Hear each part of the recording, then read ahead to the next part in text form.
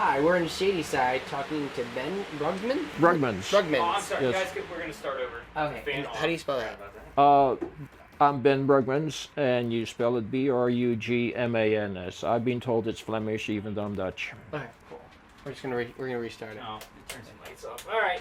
Yeah, we really screwed that one up. Okay, go ahead. All right, are we ready to go? We are. Brugmans, right? Ben Brugmans, yes. Okay, cool. Well, you want to reslate? No. Oh, we're not reslating. Oh, they know what to do. So. Well, okay. Hi, Sorry, I'm starting it now. Hi, we're in Shadyside, and I'm talking with Ben Brugmans. Great. All right, great. Ben, tell me about yourself.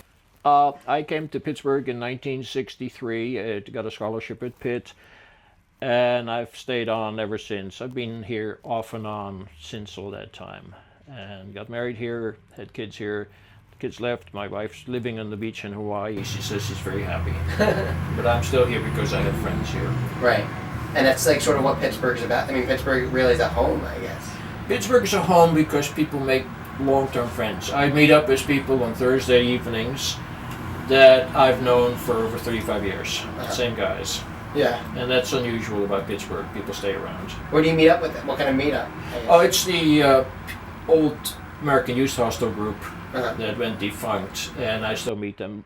We meet at Eden Park in Squirrel Hill on Thursday nights, Oh, cool. and we've been doing that for many decades. Yeah, I live right by there. Do you? Yeah. Awesome. Yeah. And so now you live in, or do you live in Shadyside? Actually, legally, I live in Squirrel Hill, right on the edge of Shadyside. Yeah. But I always use Shadyside because on this side of Murray Hill Avenue, you can walk to Shadyside much more readily. Oh, yeah. Yeah. So Yeah. Shadyside's really where I walk and do my business and go to the bank. Do you go to do you do businesses, go to businesses a lot here? I go to the bank and to the restaurants. Okay. So Oh, wow. What kind of restaurants? whenever there's food to eat, I don't care. We go out a lot. Okay. So at my age, people like to go to restaurants rather than entertain at home. But there's a lot of really interesting, weird restaurants. I mean, there's a lot of chain restaurants, but there's also, interesting restaurants as well, right? Pittsburgh's really come around a long way. I remember when I came, it was sort of a industrial town. Mm-hmm. And we've gotten a lot of ethnic restaurants, a lot of very good restaurants that are high class. There's a wide variety, I think, as good as any major town. Mm-hmm. And you can get just about, except that the prices are more reasonable. Yeah. I've traveled a lot, and when you go elsewhere, the prices are higher. So Way more reasonable. Way more reasonably priced here. So Even at bars and stuff. They're just, I don't do much in bars, but, right, but I mean, do the restaurants. everything's just much Very cheaper. affordable in Pittsburgh. Yeah. It really is. It's remarkably affordable, Oh yeah, which is very nice. it is very nice, and Yeah. it's a good place. I mean, it's a good. Not only they're a good cost of living, it's a good place to live. I think it is a good place to live. It's a doable place. The one thing that we have is a lot of assets, and I really like Pittsburgh because it's a condensed town, and you can get out of Pittsburgh and within 45 minutes go. I do a lot of canoeing and kayaking and hiking. I've always done that.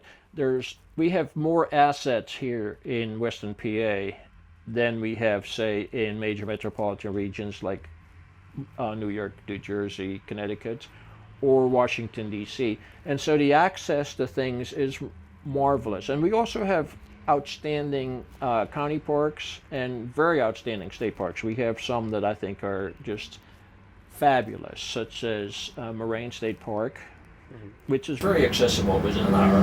Oh yeah.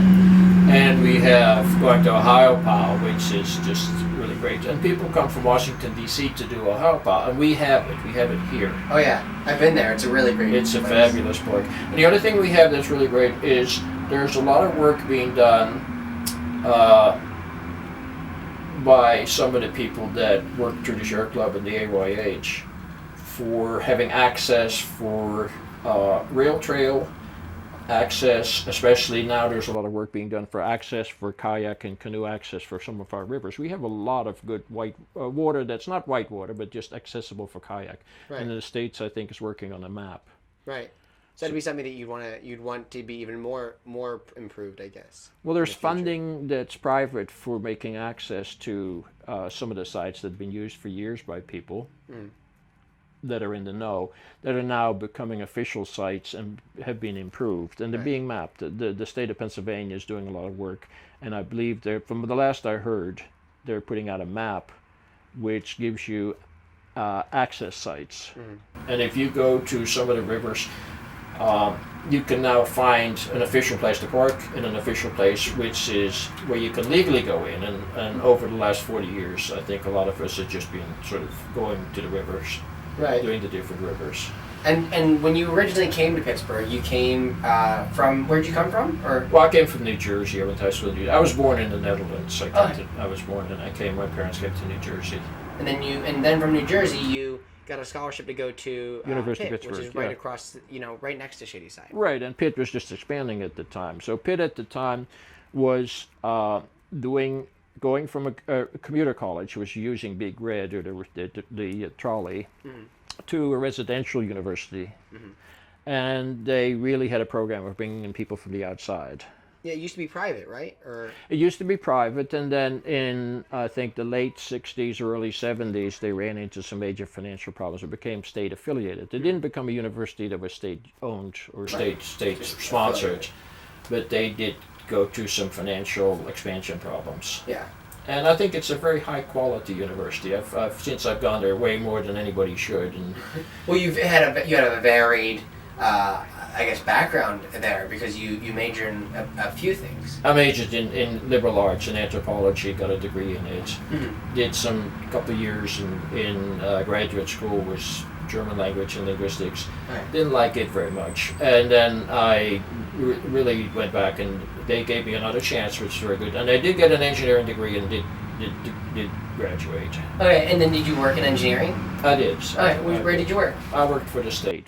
I built bridges for the state. Oh, wow, and we have so many great bridges here, too. We have a lot of bridges here. We have a lot of bridges, yeah. We have some great bridges and some old bridges, Yeah. and some bridges that might really be fixed. Yeah, but I mean, with time and with money, I guess, they'll be fixed. I hope so. Yeah. Well, I mean, with the Smithfield Bridge, which is a very beautiful It is. bridge, yeah. Yeah. One of the only of its. I mean, there's not that many built of that kind, I guess. I think it's the only double lenticular bridge by Lowenthal. Yeah.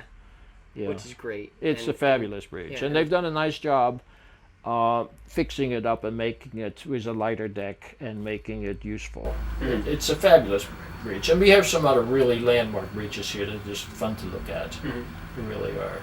What do you think the future for Shadyside holds, I guess? I think Shadyside is an area that's going to blossom because of what I really see that's improved, and I've seen it change over the years, is East Liberty. Oh, right. And so the area that's really affecting Shadyside is the commercial area of East Liberty, which is really, I've seen the changes. I remember when it was running down, and then it became really sort of neglected.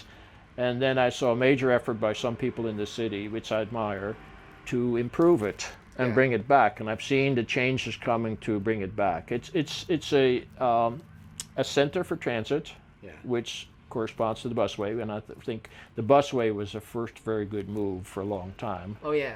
And it's becoming a shopping and high-rise residential area, which is what a busway should be. The mass transit corridor should be shouldered by high-density occupation, where people have high rises, and that's generally when you go to the older sections like Boston, where the green trolleyways go out.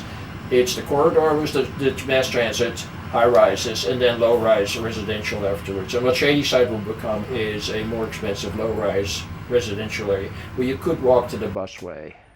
Right. And then you can go to, I see, for example, that Aldi has come in, where the old Chrysler shop went out of business, the Chrysler retail business, and that helps to have some variety.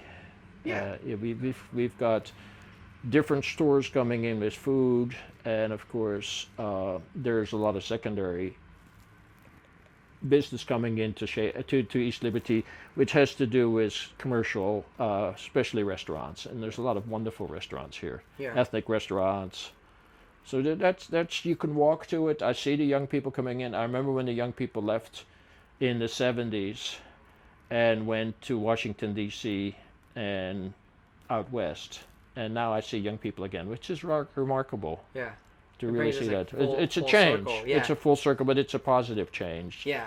And I see the young people going out on Friday nights, and it's nice. It's nice to see. Yeah.